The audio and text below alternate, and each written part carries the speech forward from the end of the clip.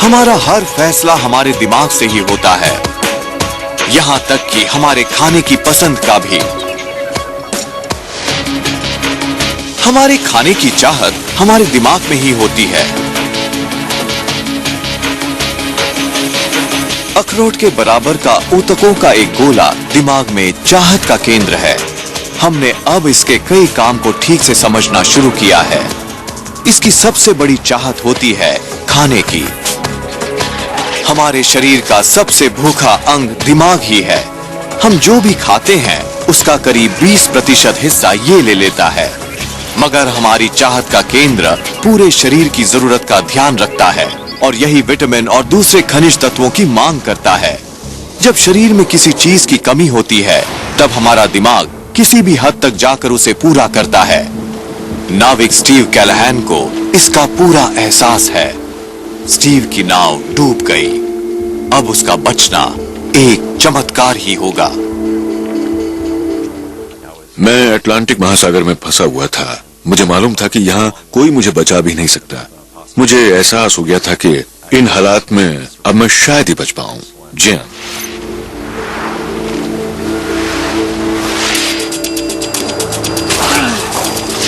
जब राशन खत्म हो गया तब स्टीव शिकारी बन गए। मछलियां काफी थीं, इसलिए वो भूखे तो नहीं रहते। मगर एक बड़ी समस्या थी। मछली में प्रोटीन तो काफी होता है, मगर उसके गोश्त में विटामिन और मिनरल नहीं होते। इससे इंसान के शरीर की जरूरतें नहीं पूरी होती। सिर्फ मछली का गोश्त खाकर स्टीव का शरीर ठीक से काम नहीं कर सकता था। वो थक कर पस्त हो जाता और उनकी जान निकल जाती। वो नहीं जानते थे कि इन मछलियों में वो चीजें भी हैं जिनकी जरूरत इनके शरीर को है, मगर वो सब उन हिस्सों में हैं जिन्हें वो फेंक रहे थे। जब उनका शरीर पस्त होने लगा तब स्टीव का स्वाद भी अचानक बदल गया। अचानक ही मेरा मन मछली का गोश्त छोड़कर दूसरी चीजें खाने को होने लगा, जैसे कि मछली की आंख, उसकी रीढ़ के बीच की छोटी प्लेटों को, उसके लिवर को, मतलब ये कि उन सारी चीजों को जिन्हें मैं फेंक देता था। यहाँ तक कि उसकी अतड़ियां भी खाने लगा था। मौत के करीब पहुंचकर अनजाने में ही स्टीव वो चीजें खाने लगे जो उन्हें जिंदा रख सकता था। अब हम ये समझने की कोशिश कर रहे हैं कि हम उन चीजों को कैसे खाने लगते हैं जिन्हें आमतौर पर हम फेंक देते हैं। जब ये महसूस हुआ कि स्टीव की खुराक में कुछ कमी है, तब दिमाग के चाहत केंद्र ने फौरन सोचना शुरू किया और उन्हें वो चीजें खाने पर मजबूर करने लगा जिनसे संतुष्टि मिले। इसी की वजह से हमारे पूर्वज भी जिंदा रहने के लिए कुछ भी खाते थे और स्वाद को भूलकर अपनी खुराक में संतुलन बनाते थे।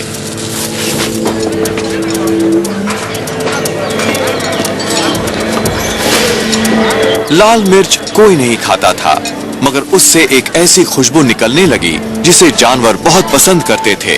वो खुशबू थी एक रसायन की जिससे मिर्च तीखी लगती है, फिर भी हम उसे खाते हैं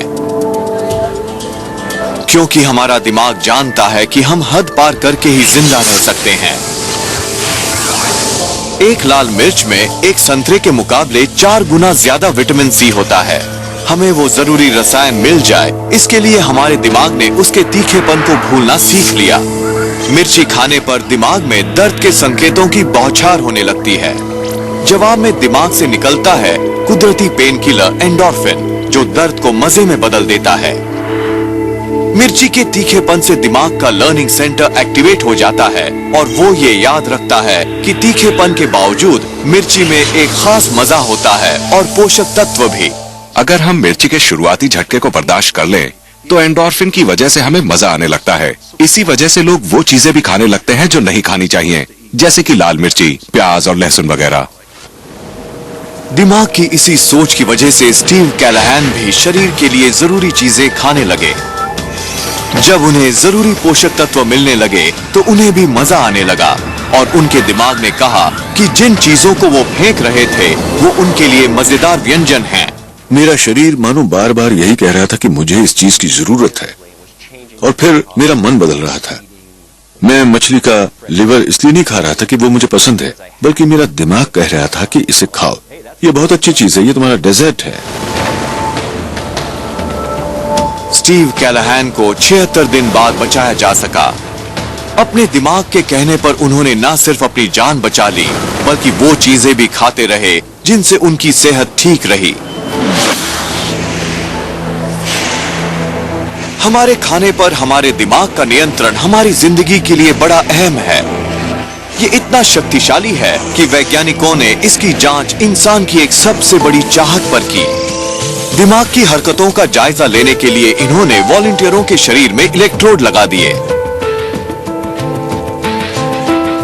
फिर देखा कि हमारे दिमाग के प्लेजर सेंटर की प्रतिक्रिया तब कैसी होती है जब हम चॉकलेट खाते हैं या चूमते हैं।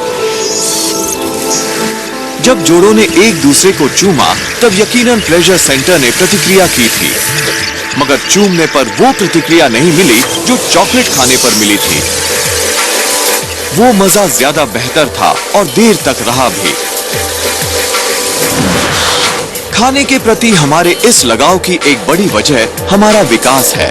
मानव इतिहास में हमेशा खाने की कमी रही है। इसी वजह से हम मौका मिलते ही खा लेते हैं और जिंदा रहने के लिए पोषक तत्व जमा कर लेते हैं। मगर जब खाना बिल्कुल नहीं रहता तब भी हमारा दिमाग प्रतिक्रिया करता है। दिमाग की गहराइयों में मौजूद हमारा चाहत केंद्र भूख से बचने के निर्देश देता है। कोशिकाओं के इस बंडल ने एक फ्रेंच गुफा खोजी की जान बचा ली थी। वो जमीन के नीचे एक दिन की खोज पर गए थे, मगर वो उनकी जिंदगी की सबसे बड़ी चुनौती बन गया था।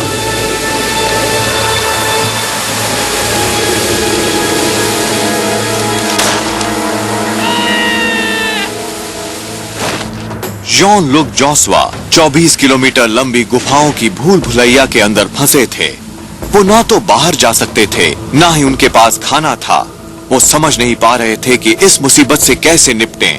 मगर दिमाग के एक अचेत हिस्से ने एक अनोखी मशीन चला दी थी।